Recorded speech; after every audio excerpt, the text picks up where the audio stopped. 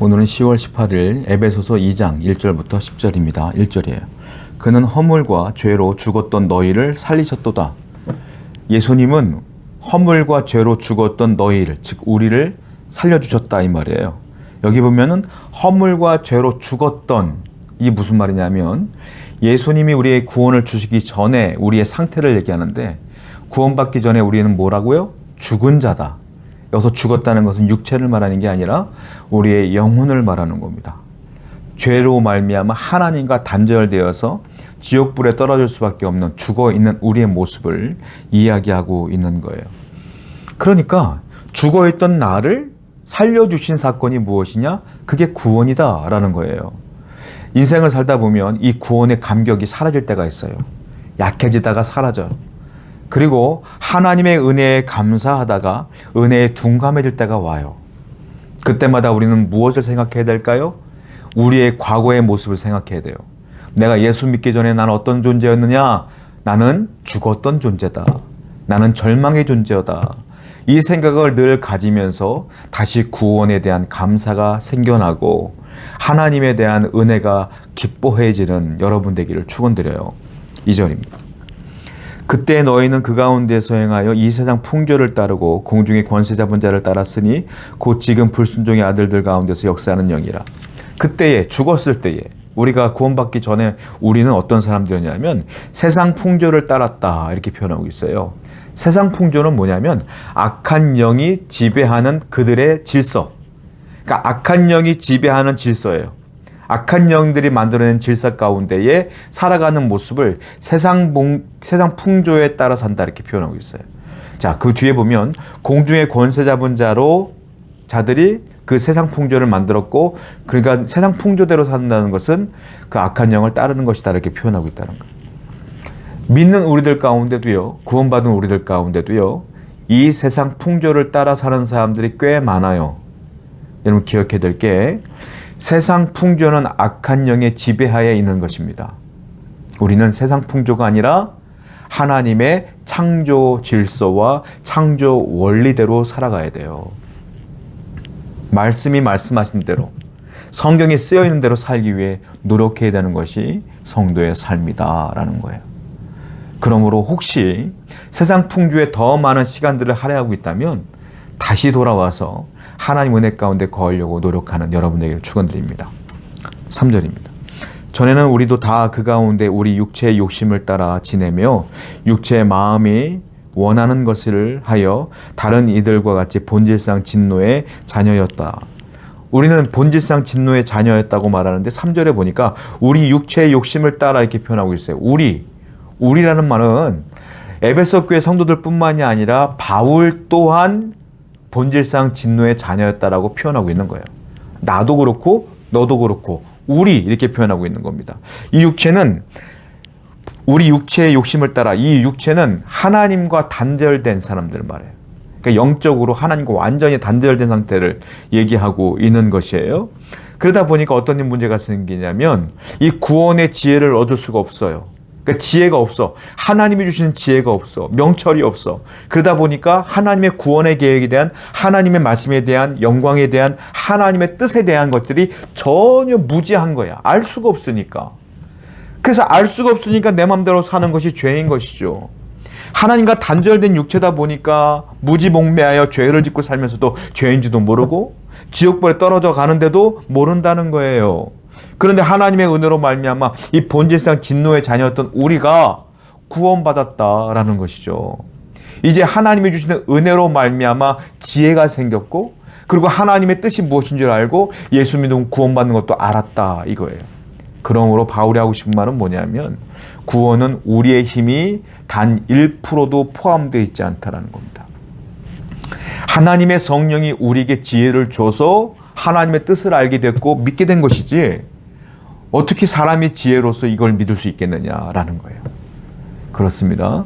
우리의 구원은 철저하게 완벽하게 하나님의 주권으로 이루어진 거예요.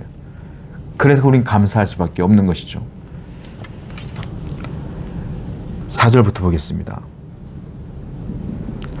긍휼이 풍성하신 하나님이 우리를 사랑하신 그 큰 사랑을 인하여 허물로 죽은 우리를 그리스도와 함께 살리셨고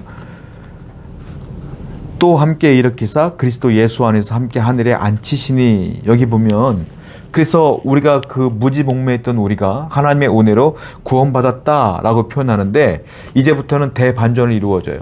지금까지는 그리스도를 알기 전의 모습을 얘기했어요.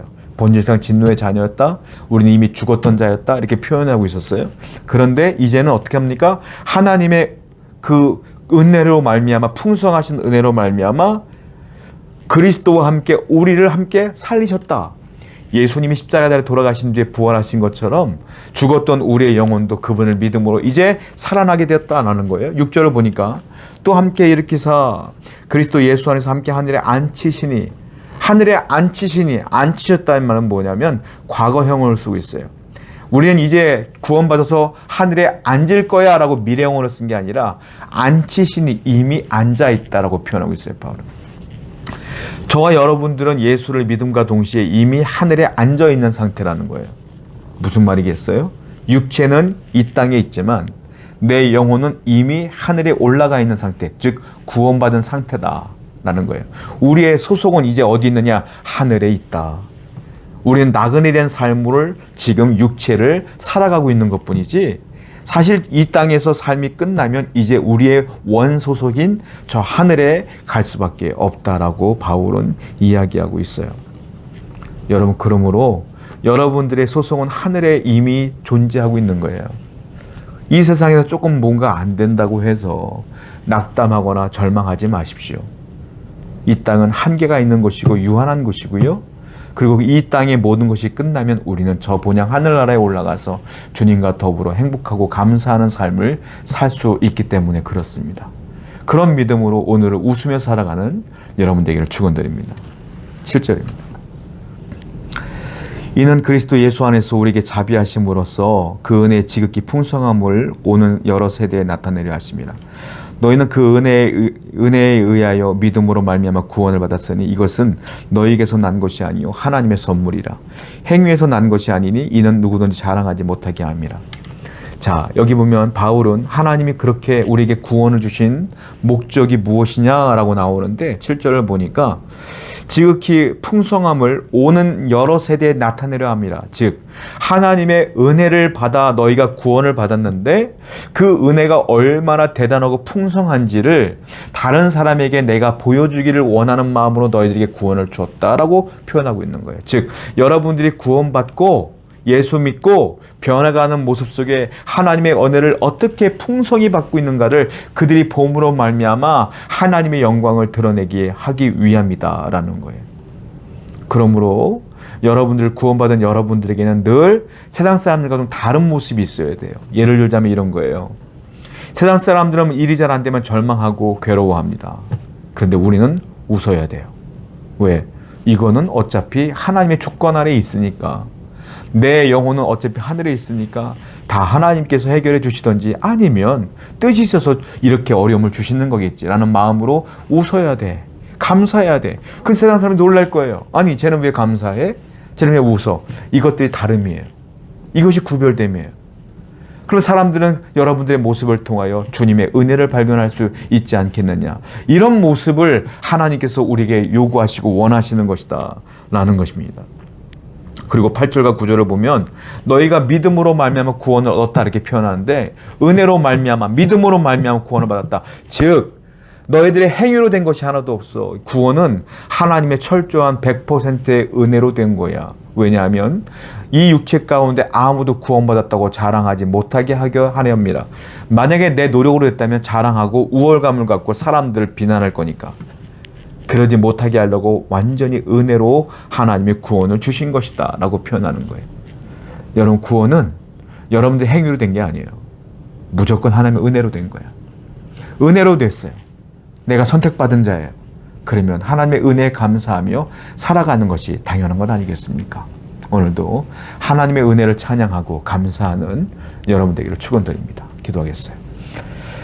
하나님의 은혜가 오늘도 우리에게 가득하기를 원합니다. 은혜로 지켜주신 하나님, 은혜로 이끌어 주옵소서. 예수님의 이름으로 기도드렸습니다. 아멘.